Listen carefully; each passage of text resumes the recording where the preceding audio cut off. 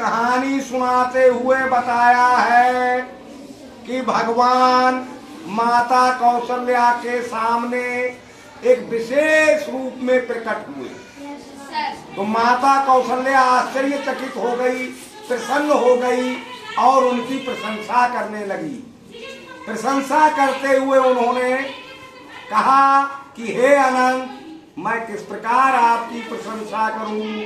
आप तो माया के गुणों से अलग हैं, आपकी ही बनाई हुई माया है, तो आपकी प्रशंसा मैं नहीं कर सकती।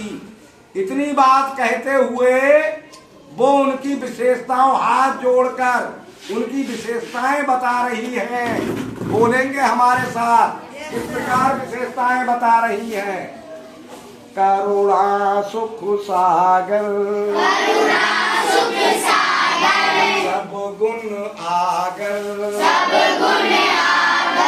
यही गावहि श्रुति संता, सो मम हित लागी, अति अनुरागी,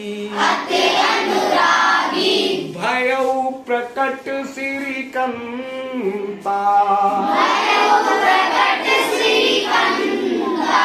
कह रही है करुणा सुख सागर। अब करुणा सुख सागर का मतलब समझ लीजिए। हमने वैसे बोर्ड पे समझाया भी है, लिख दिया है। करुणा भाववाचक संज्ञा है, तो भाव जो होते हैं इनकी व्याख्या बड़ी कठिन होती है और करुणा से मिलते हुए कुछ शब्द हैं। करुणा, दया, क्षमा, कृपा। सुख इससे मिलता हुआ नहीं है, सुख इसके बाद आता है। ये क्रम से चलते हैं, असेंडिंग ऑर्डर में है। पहले करुणा, फिर दया उत्पन्न होती है मन में, फिर क्षमा, फिर कृपा, फिर सुख। अब करुणा कब उत्पन्न होती है? जब हम किसी, अब समझ जाओगे करुणा आराम से, जब हम किसी को दुख में देखते हैं। जब हमें कोई दुखी व्यक्ति नजर आता है, हम किसी को दुख में पड़ा हुआ देखते हैं, तब हमारे मन में या ईश्वर के मन में करुणा उत्पन्न होती है। अब उसे दुख मिला क्यों है? उसने कोई अपराध किया होगा या उसने कोई पाप किया होगा। पाप और अपराध ही दुख का कारण है। किसी को जेल में पड़ा है, कोई दुखी है, किसी कारण से ही तो पड़ा है, सजा सुनाई गई, कोई अपराध किया है ना। अब अपराध कोई क्यों करेगा? या तो उसकी कुछ मजबूरी रही होगी, अपराध मजबूरी में करना पड़ गया होगा, या उसे ज्ञान नहीं होगा, अज्ञानता रही होगी। तो इसीलिए पढ़ना लिखना जरूरी है। जो पढ़ेंगे लिखेंगे नहीं वो अज्ञानी रहेंगे, और अज्ञानता अपराध का कारण बनती है, अपराध दुख का कारण बनता है। तो जो दुख पाना नहीं चाहते हैं उन्हें पढ़ना लिखना चाहिए, उन्हें ज्ञान हासिल करना चाहिए, तो उनसे अपराध नहीं होगा। पढ़े लिखे लोग आपने जेल में सड़ते नहीं देखे होंगे, है ना। अब जब दुख मिलता है और किसी को उसका दुख व्यक्ति का नजर आता है तो उसके अंदर करुणा उत्पन्न हो जाती है। जब करुणा उत्पन्न होती है तब उस पर दया आती है, बहुत दुखी है, दया आ जाती है। जब दया आ जाती है तब वो उसे क्षमा करता है, यानी जिसके साथ उसने अपराध किया है, या ईश्वर को समझ लीजिए, किसी ने पाप किया तो उसे दुख मिला, दुख मिला तो ईश्वर के अंदर करुणा का भाव जागृत हुआ, करुणा आई तो दया आ गई उस पर। जब दया आ गई तो उसके अपराधों को क्षमा कर दिया गया। जब क्षमा अपराध हो गए तो जिस कारण से उसने अपराध किया उस मजबूरी को दूर करने की कृपा कर दी गई। नहीं समझे? या वो अज्ञानी था तो उसे ज्ञान देने की कृपा कर दी ईश्वर ने। अगर मजबूरी थी तो उसकी मजबूरी को दूर करने की कृपा कर दी। और जब कृपा हो गई, ना मजबूरी रही ना अज्ञान रहा, फिर उसे सुख की प्राप्ति। समझ गए बात? तो माता कौशल्या भगवान विष्णु का ये गुण बताती है कि आपको करुणा का मतलब समझाने की जरूरत नहीं है। आप करुणा और सुख के सागर हैं, समुद्र हैं, अथाह हैं, यानी आप किसी को कितना भी सुख दे सकते हैं, ऐसे हैं। सब गुण आगर, सभी गुणों से संपन्न है, और यही गावहि श्रुति संता, जिसके बारे में श्रुति और संत कहते हैं। ये बात श्रुति और संत कहते हैं कि भगवान करुणा और सुख के सागर हैं, अथाह है। अब श्रुति का मतलब, संत का मतलब तो जान रहे होगे, श्रुति का मतलब नहीं जान रहे होगे। श्रुति का मतलब होता है सुनना। क्या मतलब होता है? सुनना। क्या सुनना? ईश्वर की आवाज।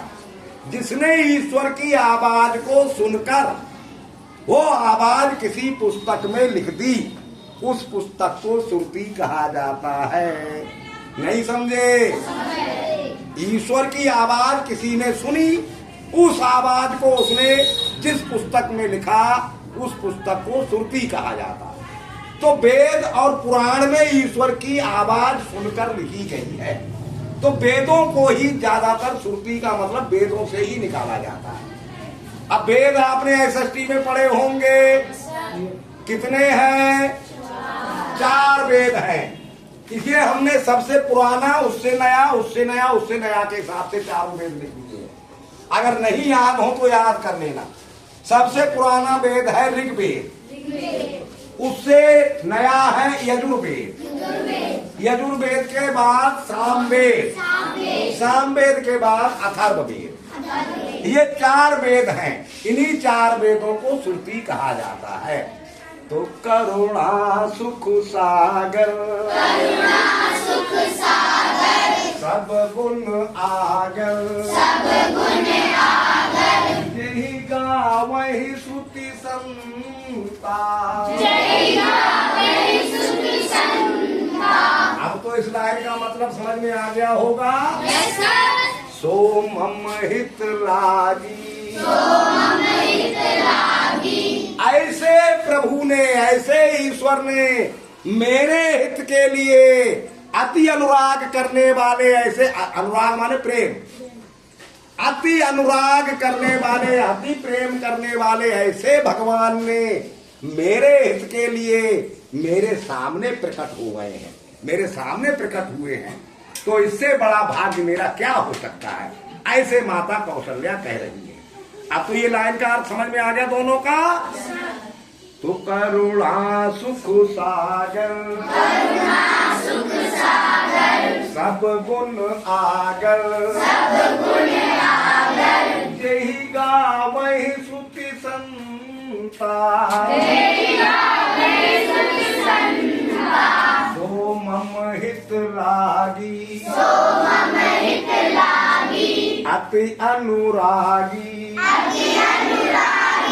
भयउ प्रकट श्रीकंता।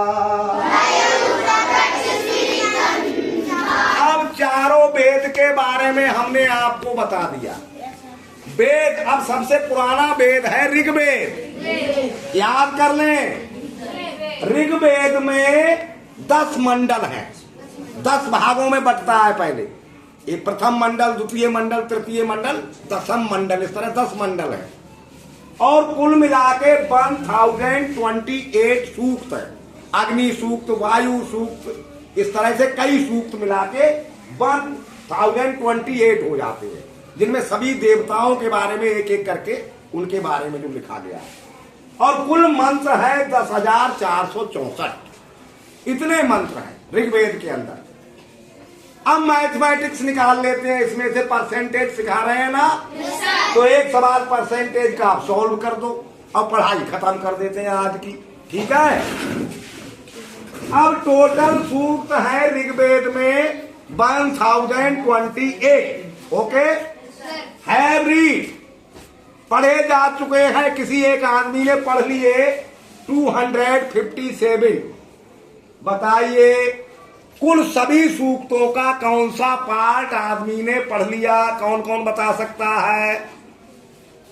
बताओ बेटा, क्या नाम है? अयान अली बताएंगे। 257 upon 1028. 250। शाबाश, तालियां बजा दो एक बार। बहुत बढ़िया बताया। शाबाश, बस बस बस। अब इसे लोएस्ट फॉर्म में कौन चेंज कर सकता है? हाथ उठाओ। समीक्षा। कैसे? क्योंकि 257 से जब डिवाइड करेंगे तो 4 बार में ये डिवाइड हो जाएगा, यानी 1/4 हो गई इसकी लोएस्ट फॉर्म। अब परसेंटेज कैसे कौन निकाल सकता है? बताओ बेटा। ये बेट बताएगी लड़की। हाँ बताओ कितने से? अच्छा चलो मल्टीप्लाई। शाबाश। 100 नहीं, रॉन्ग। प्रांश। 25 upon 25. 25/25। कितना? बस कितना हो जाएगा कौन बताएगा? बताओ बेटा। ये लड़की बताएगी। 25/100। यानी कितना परसेंट हो गया? 25% हो गया। बस आ गया समझ में? चलो।